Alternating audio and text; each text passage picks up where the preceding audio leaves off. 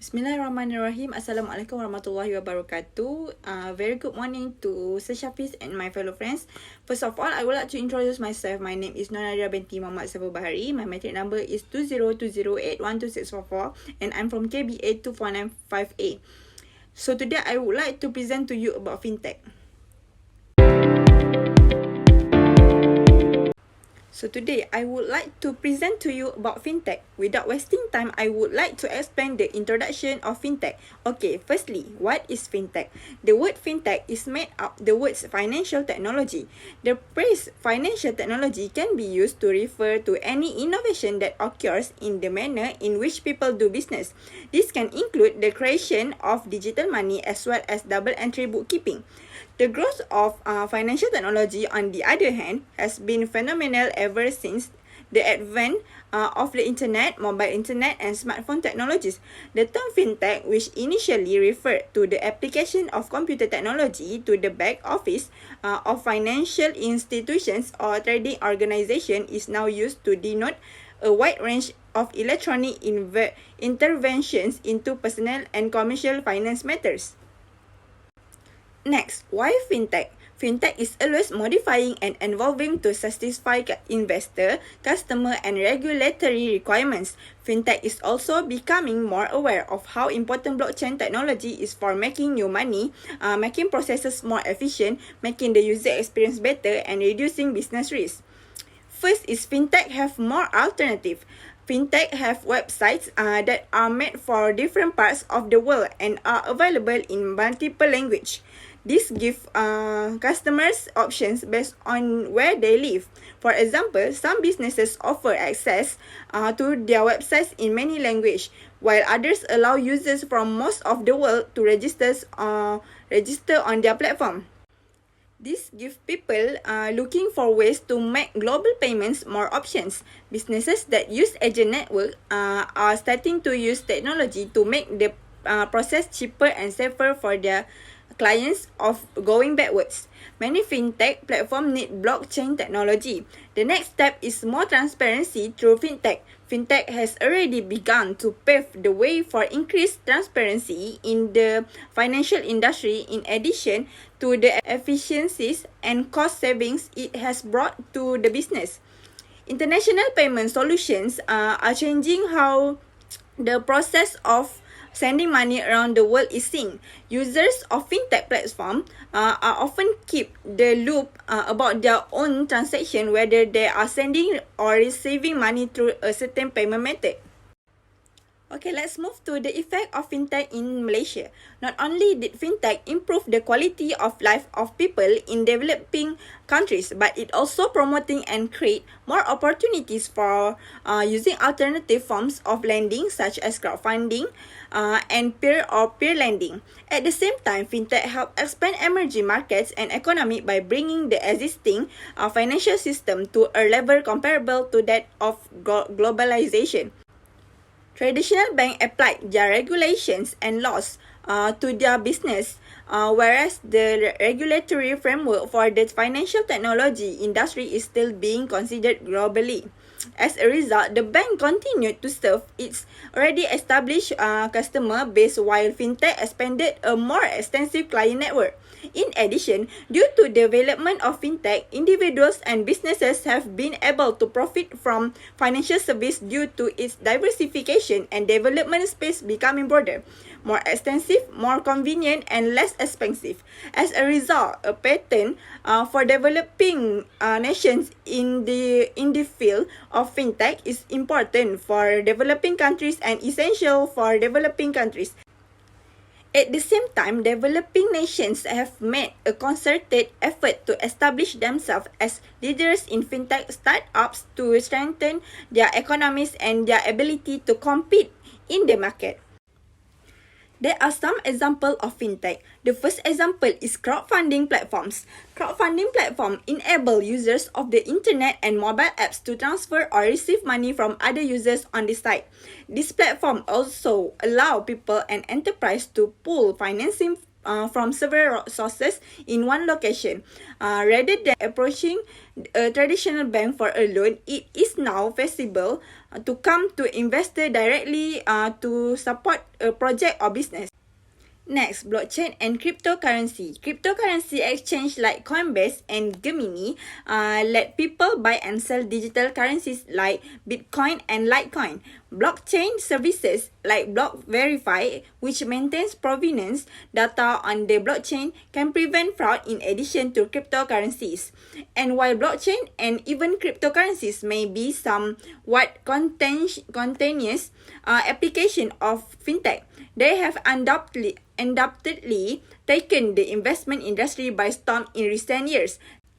Lastly is insurance. Even the insurance industry has been changed by fintech. InsurTech, as it's been called, now includes everything from car insurance to home insurance to data protection. The use of technology specifically in insurance is referred to as InsurTech. One illustration of this will be the use of gadgets that monitor you are driving to make appropriate adjustments to your auto insurance premiums. Next, I will move to initiative taken by International Islamic Financial Institution. An Islamic financial institution, which is known as IFI, is a banking or financial system guided by Islamic norms of economics and based on the principle of Islam or Sharia law. This system is characterized as an IFI. This Islamic financial institution comprise financial institutions such as banks, welfare organizations, and other lending institutions whose business models are founded on Islamic principle. The phrase financial institution and financial technologies are used in this study to refer to Islamic banks, technologies, welfare institutions, and lending institutions that offer financial service to their clients. Fintech has boosted business activity processing in Islamic banking. Fintech enables financial transaction for Islamic banking. This financial service includes loans, payments, money transfers, and stock and securities trading. Financial services have grown through accounting, national central banks, payment networks, complicated asset markets, and other financial goods. Islamic fintech must obey Sharia rules. Sharia doesn't restrict technology unless it's used in a way that violates its laws. Move to initiative taken by Islamic financial institution in Malaysia. With a market share of 48% of worldwide sukuk issuance in 2019, Malaysia is far and away the leader in the Islamic finance business, more than doubling the share of its closest competitor, Saudi Arabia. The country has also been a major center for Islamic technology, which is fintech startups in recent years. These financial technology startups include Hello Gold, which is the first digital application in the world to comply with Sharia law, and Microleap, which is the first peer-to-peer P2P financing platform in Malaysia to offer both Islamic and conventional investment notes. Both businesses are headquartered in Malaysia. Atis Venture, an Islamic fintech startup founded in Singapore, shifted its headquarters to Malaysia the year prior and became the nation's first approved Islamic equity crowdfunding platform. Even traditional finance startups have recently made advances into Malaysia's Islamic market. For instance, StashAway, the first and largest robo-advisory company in the nation based on assets under management. For instance, StashAway, the first and largest robo-advisory company in the nation based on assets under management, introduced StashAway Simple this year. The Sharia-compliant cash management solution invests client funds in an Islamic money market fund. One of the most important aspects is the fact that the nation possesses an exhaustive collection of regulatory guidelines that precisely define the necessities for players in the fintech industry to be able to run their companies.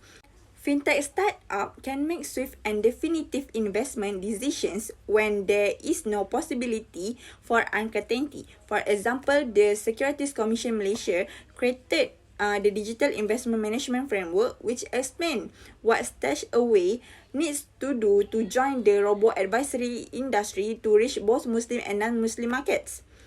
There are also clear rules for fintech players who have or want to apply for a license to run a P2P financing or equity crowdfunding platforms.